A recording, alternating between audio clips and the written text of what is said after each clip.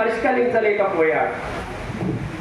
మనిషిని మనిషిగా చూడలేని దోపిడి సమాజాన్ని చెవులు మెలిపెట్టి మనిషిని మనిషిగా ఎలా చూడాలో మార్గం చూపినవాడు మాత్రం గౌతమ బుద్ధుడు దేవుడు కాదు. 200 సంవత్సరాల క్రితం జర్మన్లో జన్మించి ప్రపంచ గమనాన్ని ఓ మలుపు తిప్పిన కారల్ మార్క్స్ దేవుడు కాదు.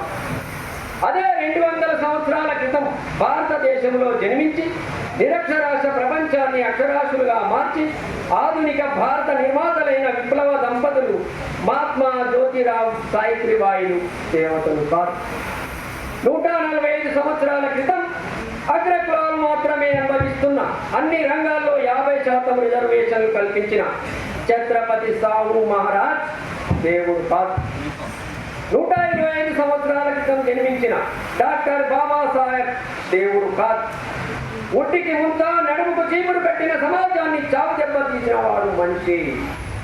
మీరు పాలనకు చదువుకు వాయిదాలు పట్టుకోవడానికి పనికిరాని అంటరాని వారంటూ విసడించుకున్న వ్యవస్థను శిరస్సు పంచి పంచముడి పాదాక్రాంతం చేసిన వాడు మనిషి.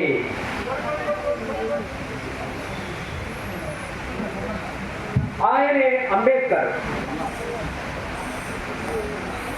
వాడు మనిషి.